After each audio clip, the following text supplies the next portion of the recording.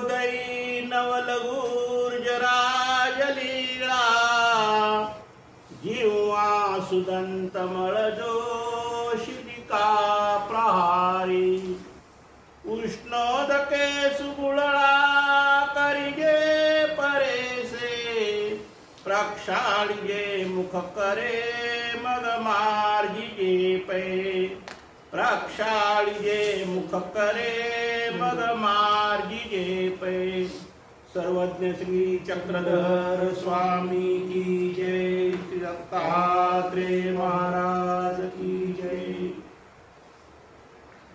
मागच्या लीलेमध्ये प्रल्हाद बाईसा स्वामीच्या दर्शनाला आले होते आणि स्वामींनीच त्यांना प्रश्न केला की देव कसा असतो। ती प्रल्हाद बाईसा अज्ञान, तिला काय सांगता येणार, ही गप्पच झाली। ती उलट देवाला काय म्हणली की ती तुम्ही सांगा ना, असं ती देवाला आग्रह करू लागली। पण आमचे स्वामी प्रत्येकाला उंच मठावर जायचे आणि नागदेव व्यापारासाठी बाहेर गेले होते, त्यांची वाट बघत बसायचे। असं एक वेळा झालं, दोन वेळा झालं, तीन वेळा झालं, कारण शक्यतो निरोपण भक्तिजनांना, बाईसाला, नागदेवाचार्याला आमचे स्वामी सतत निरोपण करायचे। पण यावेळेला बाईसाही नव्हत्या, नागदेव बी नाही, भक्तिजन बी नाही, मग निरोपण कोणाला करायचं। तेवढ्यात मग बाईसा आल्या। बाईसाला सुद्धा नवल वाटलं की मी नाही, नागदेव नाही, भक्तिजन नाही, देव निरोपण कोणाला करतायत। म्हणून तेवढ्यात बाईसा आले, स्वामींना दंडोत घातलं आणि स्वामींना म्हणून आले जीजी इथं तर कोणीच नाही, आपण कोणाला करता येईल निरोपण।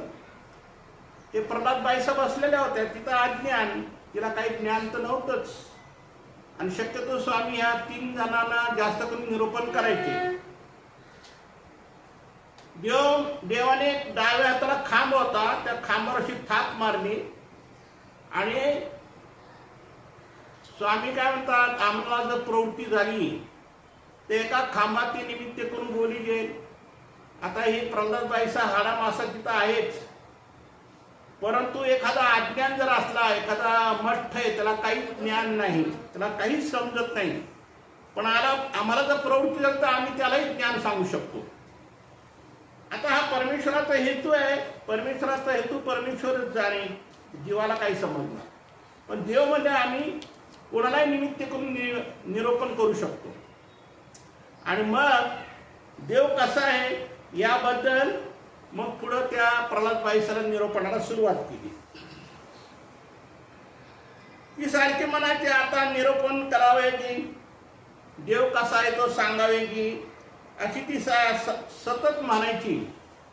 पण नागदेव नसल्यामुळे नागदेवासाठी स्वामी 3 वेळा उंच मठावर गेले, त्याची वाट पाहिली, पण तो काही येईना। मग निरोपणाला सुरुवात केली, कारण बाईसा आलेल्याच होत्या।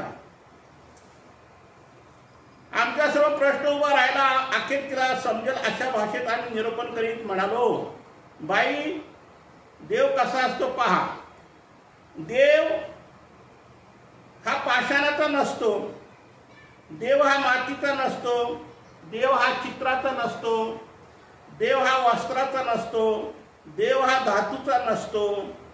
कारण पाषाणाचा असता तर तो फुटला असता, किंवा मातीचा असता तर विरघळला असता, चित्राचा असता तर पुसून जाईल, वस्त्राचा असता तर फाटून जाईल, आणि धातूचा असेल तो काय होतो, काही दिवसांनी जीर्ण होतो किंवा झिजून जातो। म्हणजे कशाचाही जरी देव केला तरी शेवटी तो कुठेतरी कमी पडतोच। म्हणजे ह्याच्यात हेतू एकच आहे स्वामींचा, देव कुठं आहे, कसा आहे, देव कुणाला देव म्हणावं असा खरा हेतू आहे। पण ही अज्ञान बाईला काय सांगणार, तिला काय एवढं सर्वश्रेष्ठ ज्ञान समजून सांगण्यात काय अर्थ नव्हता। पण ते बाईसाच्या निमित्ताने स्वामींना सांगायची वेळ आली। मग देव काय म्हणतात, देव तो अच्छेद्य अभेद्य की। देव हा कसा आहे, अच्छेद्य अभेद्य आहे। म्हणजे छेद म्हणजे छेद करता येत नाही आणि भेद म्हणजे त्याचा विभाग करता येत नाही. म्हणजे देवाचा छेद बी करता येत नाही आणि विभाग बी करता येत नाही. आता पंचमहाभूताची जी देव मूर्ती बनवतात हे छेद भेद होणाऱ्या गोष्टी. पण खरा देवाचा अर्थ काय होतो? देव तो अच्छेद्य भेद्य की. देव अच्छेद्य आहे म्हणजे छेद होत नाही आणि भेद म्हणजे विभागला जात नाही. त्याला एखाद्या ठिकाणून पूर्णतः काढून घेणे किंवा टाकणे अशा स्वरूपाच्या बाबतीत तर जीव देवतांच्या स्वरूपातही छेद भेद नाही. जसं देवाला छेद भेद नाही तसं जीवालाही छेद भेद नाही किंवा देवतेलाही छेद भेद नाही. कारण हे तिन्ही वस्तू कसे चिरंजीव आहेत. हे अनंत काळापासून आलेले आहेत आणि पुढे अनंत काळे असेच राहणार. फक्त जे पंचमहाभूत आहे ते नष्ट होऊ शकतात, ते नासले जातात. पण जीव देवता परमेश्वरांचा छेदभेद होऊ शकत नाही. ईश्वर कसा असेल? व्यक्त होता जीव देवतेच्या देहाप्रमाणे परमेश्वर श्रीमूर्ती छेदभेद होऊ शकतो. आता ज्या वेळेला परमेश्वर कसे व्यक्त आणि अव्यक्त असे दोन विभागात आहेत. व्यक्त म्हणजे मूर्तिमंत होता आणि अव्यक्त म्हणजे त्याला अवयवच नाही, बिन अवयवाचेच असतात ते. तर जे मूर्तिमंत होतात तिथं छेदभेद होऊ शकतो. म्हणजे ते परमेश्वराने प्रवृत्ती स्वीकारली तर, नाही तर परमेश्वराचा कोणी छेदभेद करू शकत नाही. पण एक सृष्टीच्या नियमाप्रमाणे छेदभेद व्हावा लागतो. तोही परमेश्वराने स्वेच्छेने स्वीकारला तर परमेश्वराचा स्वतःचा मनोधर्म प्रवृत्ती नसेल तर सृष्टीपर्यंत श्रीमूर्तीला कोणी छेदभेद करू शकत नाही. परमेश्वराची श्रीमूर्ती अशी आहे की सृष्टी संहारापर्यंतचा छेदभेद कुणीच करू शकत नाही. पण परमेश्वराला जर स्वतः प्रवृत्ती झाली की आता आपला अवतार संपवायचा किंवा परमेश्वराला उदासीनता आली की अवतार संपवायचा, मग तेव्हा ते छेदभेद काय करतात? स्वीकार करतात.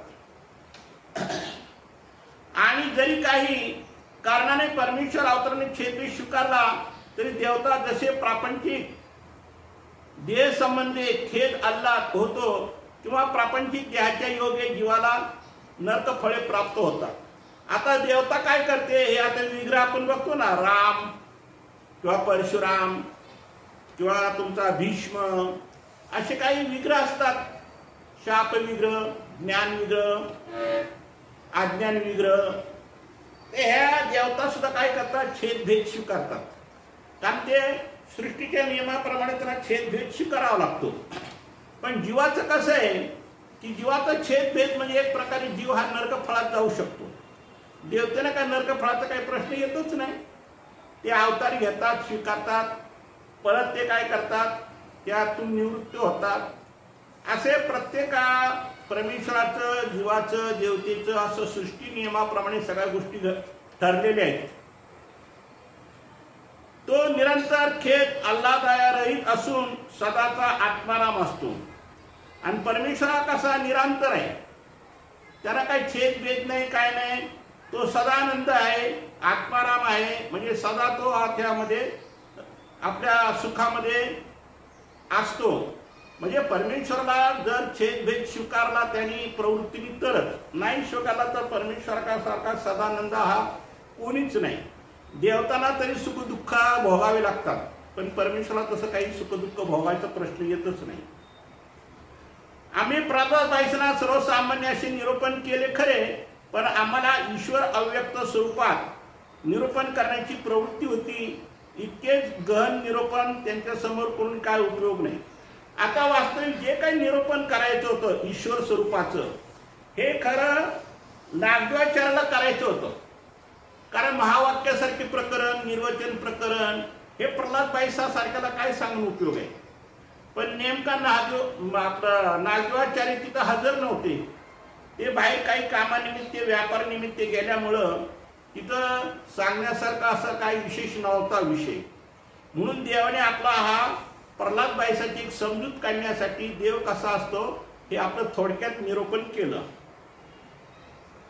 म्हणून पुन्हा वाहणारा काय येणार असे म्हणून आम्ही एकदा नागदेवाची वाट पाहण्यासाठी उंच मठावर गेलो. असं स्वामी नागदेवाची वाट पाहण्यासाठी त्या उंच मठावर 3 वेळा गेले. प्रल्हाद बाईसा आले, त्यावेळेला गेले. प्रल्हाद बाईसाला देव कसा असतो ते सांगून झाल्यावर परत गेले आणि परत तिसऱ्यांदा निर्वचन प्रकरण किंवा महावाक्यासारखं प्रकरण निरूपण करायचं म्हणून गेले. पण तिन्ही वेळा तो काही नागदेव आला नाही. ते आले पण थोडे उशीर आले. थोडा वेळ पाहिला परंतु अजूनही नागदेवाचा पत्ताच नव्हता. आम्ही पुन्हा उंच मठावर उतरून खाली आलो. ओट्यावर आश्रय स्वीकारले, निरूपण करण्यास प्रारंभ केला.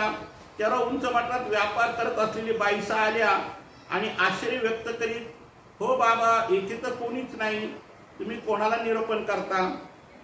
म्हणजे तेवढ्याच बाईसा आली. पण बाईसांना वाटलं मी नाही, नागदेव नाही, भक्तिजन नाही, मग स्वामी ब्रह्मविद्या शास्त्र निरूपण तरी कोणाला करतात? म्हणून बाईंना थोडंसं काय वाटलं, आश्चर्य वाटलं. पण देव काय म्हणतात, प्रल्हाद बाईसाची ज्ञानधारणा करण्याची आक्रमक बुद्धी नाही हे बाईसांना बी माहित होतं. त्यामुळे आमचे निरूपण वाया जाणार हे त्यांना चांगलं माहित होतं. त्या कारणाने त्यांना थोडंसं रास्त वाटलं. बाईसांना वाटलं की आता स्वामींचं निरूपण वाया जाणार, कारण प्रल्हाद बाईसाला काय त्याचं महत्व नव्हतं. महत्व जाणार म्हणजे भक्तिजन, बाईसाने नागदेव. तर हे निरूपण वाया जाऊ नये किंवा वाया जाईल असं त्यांच्या मनामध्ये शंका निर्माण झाली आणि त्यांचं ते शंका निर्माण होणे रास्तच होतं असे आमचे देव म्हणतात. म्हणून त्यांना आम्ही समजावून म्हणालो की ओट्यापुढे दक्षिण बाजूला असलेल्या लाकडी खांबावर थाप देत म्हणालो, बाई, आज्ञा नसल्या तरी प्रल्हाद बाईसा हाडा मासाच्या जिवंत गोळा आहे. म्हणून प्रवृत्ती झाली तर आम्ही एखाद्या खांबाला निमित्त करून निरूपण करू. देव काय म्हणतात, प्रल्हाद बाईसा हे हाडा मासाचे तर आहेच. एखादा अज्ञान बसला, एखादा ज्याला काही काळीचं ज्ञान नाही, पण आम्हाला जर प्रवृत्ती झाली तर आम्ही काय करतो, ज्ञान सांगतो, निरूपण करतो. तसं आम्ही निरूपण करायला इथं आम्ही बसलो नाही. पण तेवढ्यात बाईसा आल्यामुळे स्वामीने जरा समाधान वाटलं. ठीक आहे, चला निदान ह्या निमित्ताने का होईना पण बाईसा निरूपण ऐकायला आले. पण स्वामींची प्रवृत्ती अशी आहे, देव म्हणतात की आम्हाला जर प्रवृत्ती झाली तर आम्ही कोणालाही निरूपण करू शकतो. कारण ही शेवटी परमेश्वराची प्रवृत्ती म्हणा, परमेश्वराचा हेतू म्हणा, ही कोणी जाणू शकत नाही. हे परमेश्वरच जाणे. आणि परमेश्वराने जर सांगितलं तर ह्या जीवाला माहिती होण्यात, या जीवाला माहिती होण्याचं काय कारण आहे? तर अशा प्रकारे स्वामीने या ठिकाणी काय केलं, बाईसाची समजूत काढली. दंडवत हो.